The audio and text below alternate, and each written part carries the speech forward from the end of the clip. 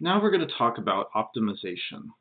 So optimization is the process of finding the maximum or minimum values of a function.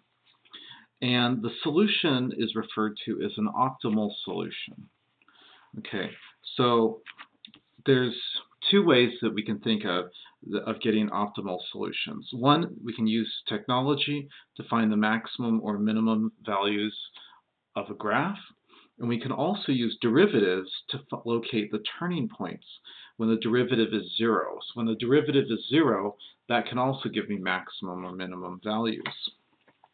So let's look at this first example. You might want to hit pause so you can copy this down. Okay, so we've got a situation.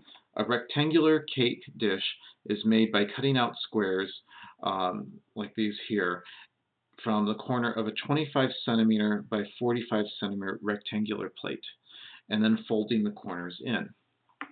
So, just for example, if I've got this shape here, and I fold the corners in, I've cut out these little squares. Okay. There's my cake tin. Okay. So here's my three-dimensional drawing of the cake tin I've done. So this length of this side here is going to be the height of the cake tin. And the question says, what size squares need to be cut out in order to have the maximum volume? Okay, so the length from here to here is 40. So if I'm going to cut this out and this out, the length of the edge here is going to be 40 minus 2x, because this part is x and that red line is x. So this line from here to here is 40 minus 2x. Same thing with this length here.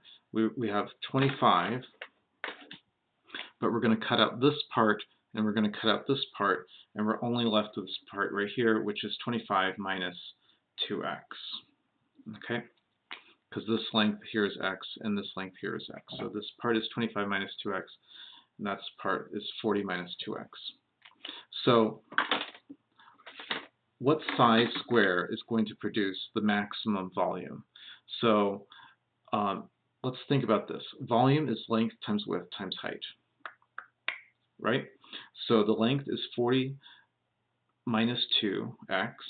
The width is 25 minus 2x. And the height is x. So if I FOIL this, 40 times 25 gives me 1,000. 40 times negative 2x is going to give me minus 80x. Negative 2x times 25 is going to give me negative 50x. And negative 2x times negative 2x is going to give me positive 4x squared. And those are going to be multiplied times x, right? Okay, and then if I do distributive property with the x, we get this. You might want to hit pause. Okay, now I'm going to flip the page. So let's think about it. X has to be greater than 0 because this little square that I cut out, if it's not greater than 0, I'm not going to have any tin of any depth, right? It's going to be just flat. So X has to be greater than 0. And 2X minus 25 minus 2x has to be greater than 0 also, because this width here, if this is 0, then once again you don't have a pan with any width. So this has to be greater than 0, and this has to be greater than 0. So if I simplify this, we get 25 is greater than 2x, x has 25 over 2 is greater than x, or x is less than 12.5. So basically what we're saying here is that x has to be greater than 0 and less than 12.5. So this is going to help us with our domain of choices for this. Okay, so here's our function from the previous page. 4x cubed minus 130x squared plus 1000x. So if I do the derivative, we end up with 12x squared minus 260x plus 1000. Okay, so now I'm going to use my calculator, and I'm going to type in the derivative, and we'll want to find the zeros. Okay, so I hit y equals, and I'm going to type this in 12x squared minus 260x plus 1000, and I'm going to set the window. We know the x min, we know that it's going to be, the x value is going to be between 0 and 12.5. I'm just going to use this and see what happens. Okay, so let's find this 0 right here first. So in order to find the 0, okay, so if we type y equals in the equation, and then what did I do? I pressed graph, and I got something like this. Okay, it's going to connect down there somewhere. Okay, so we want to find the zeros, right?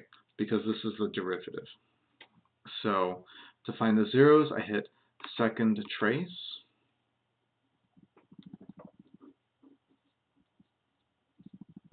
You should write these steps down. And to get the 0, I'm going to hit 2.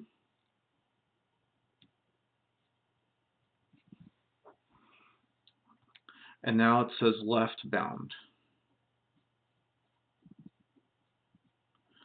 So I need to go to the left. I have to press the left arrow to go left bound. Okay, so now I'm to the left of this intersection, and I hit enter.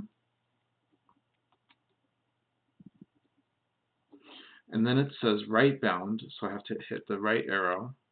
And now I'm to the right.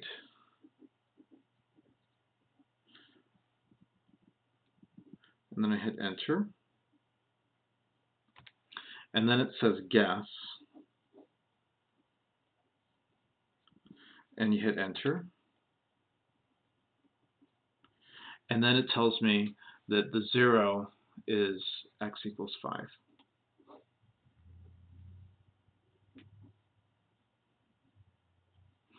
Okay. Now, just for fun, let's find this other 0. I'm going to follow these steps again. Second trace, second trace, 2 over 0, enter. And I'm going to try to find this one here.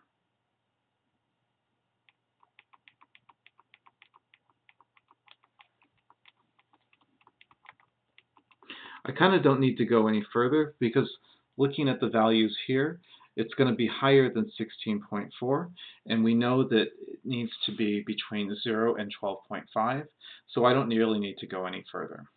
Okay, so let's look at this. If they asked you to make, because our answer was right in here, if they asked you to make a sign diagram,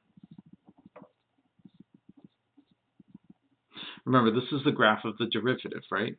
So here we have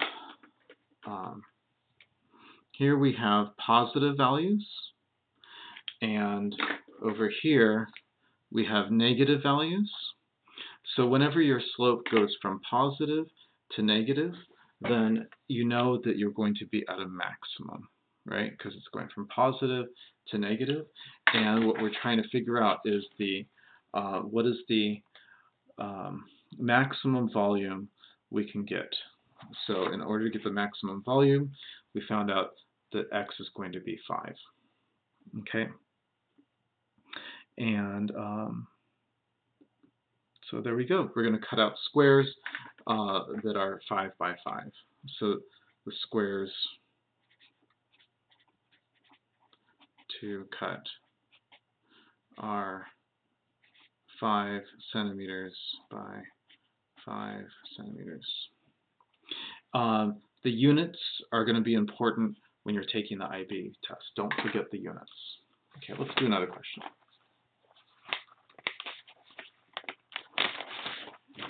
Okay, this question is in your Oxford book, and so you can just copy it from your book. Can of dog food contains 500 centimeters squared, should be cubed, oops, centimeters cubed of food. The manufacturer wants to make sure the company receives profits, that makes sure the surface area of the can has optimal dimensions, find the radius to be r and the height to be h centimeters, find the dimensions of the can that will have the minimum surface area. So with a question like that, the very first thing I do is I draw my cylinder or can. So here's the can. Okay. And so it's going to have a height, and we've got a radius. Okay. So we're going to start off with volume. So volume equals the area of the circle. Can't spell. The area of the circle times the height. Okay. Well, what is the area of the circle? This area equals pi r squared. So the volume is equal to pi r squared times the height.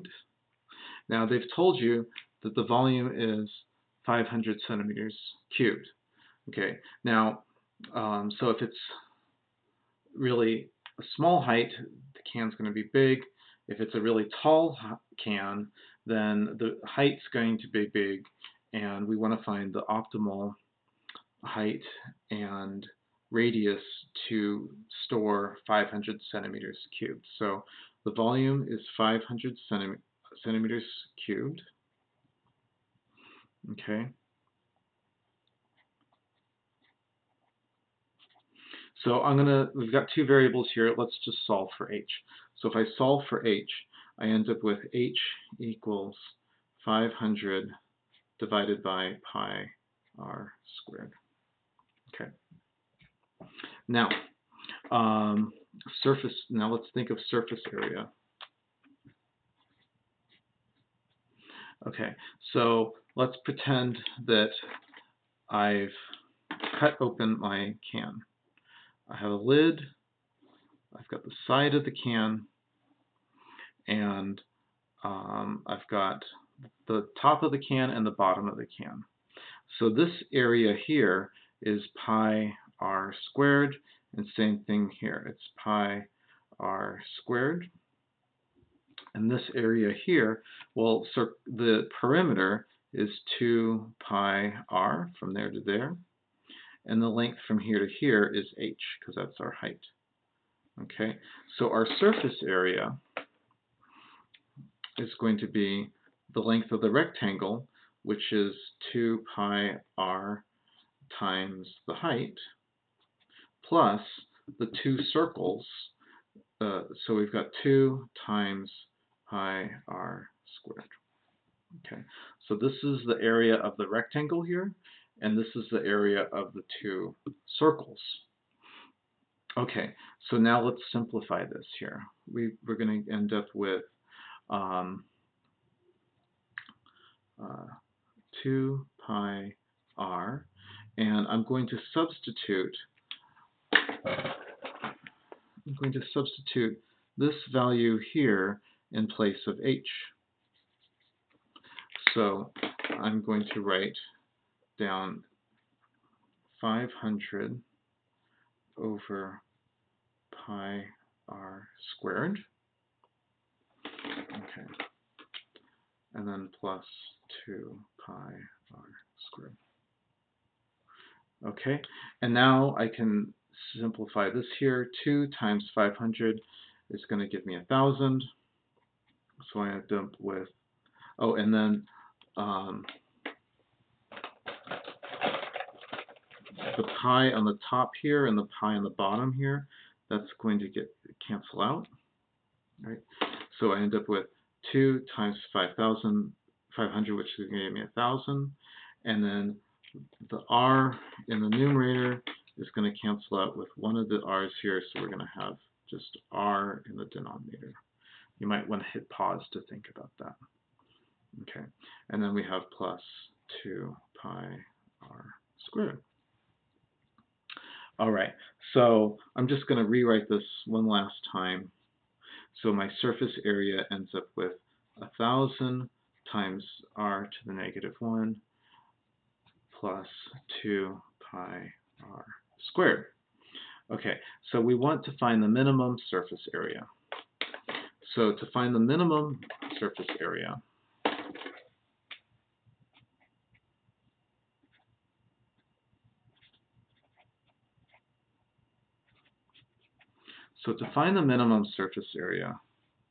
we need to take the derivative. So the derivative, I'm just going to call it ds dr. Okay, so we need to, so power comes to the front, gets multiplied by 1,000, so we have negative 1,000 r to the negative 2, because power decreases by 1. And then that 2 gets multiplied by the 2, so we end up with 4 pi r. Okay, so there's our derivative. And so now we need to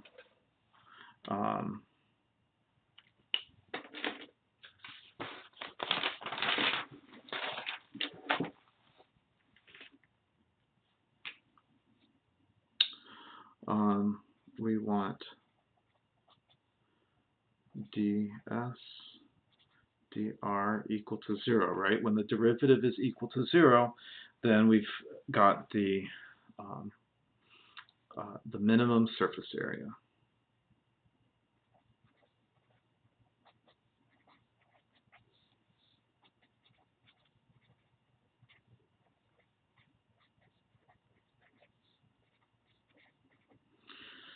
Okay, so let's make our derivative equal to 0. So what was our equation again? It was ds dr equals negative 1,000 times r to the negative 2 plus 4 pi r. So let's type that in.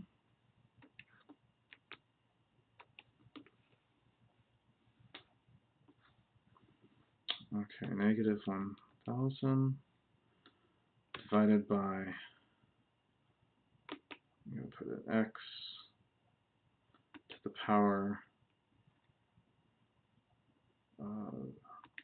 squared there, plus 4 pi x.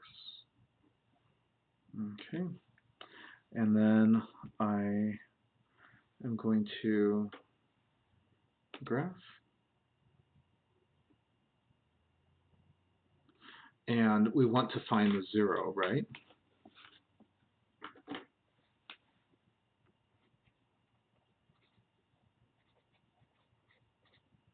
Okay, so our graph looks something like this.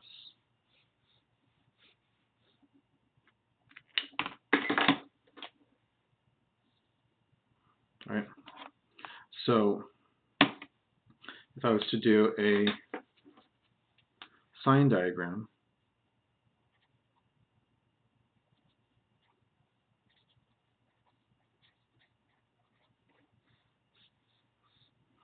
okay, so values to the left of here are negative, and values to the right of here are positive. So if I'm going from negative slope to positive slope, that's going to give me the minimum value, which is what we're trying to find, right? So let's find this 0. So what are the steps again? I'm going to write them out again. So the steps are, you press second trace,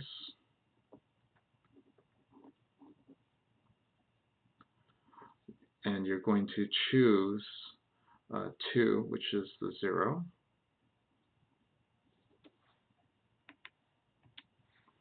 And then I'm going to hit the left arrow to get to left bound.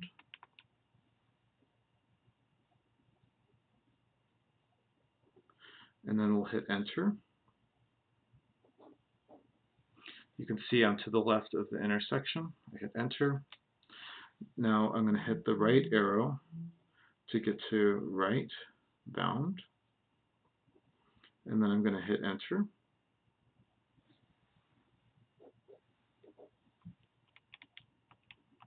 Okay, notice I'm on the right side of this intersection. I hit enter.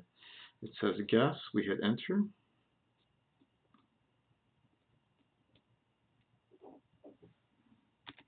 And then I figure out the 0 is x equals 4.3. Okay, and what are the units for this? It's centimeters cubed here for the volume, so the dimensions here is going to be centimeters. And what were we trying to find? So now this is the value of r. So r equals 4.3 centimeters. And the question said, let's flip that. Okay, find the dimensions of the can that will give the minimum surface area. So we need to find the h value. So h, as you can recall on the previous page, h is 500 over pi r squared.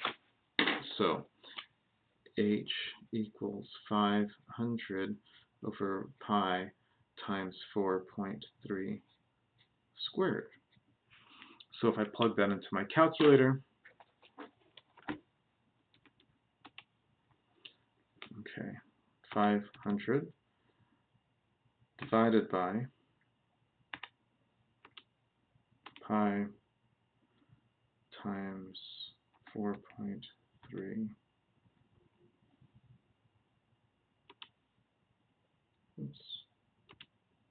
squared, and I get 8.6. So the height equals 8.6 centimeters. There we go. So that should be it on the notes. I will put another example of the notes for a different problem if you need more notes.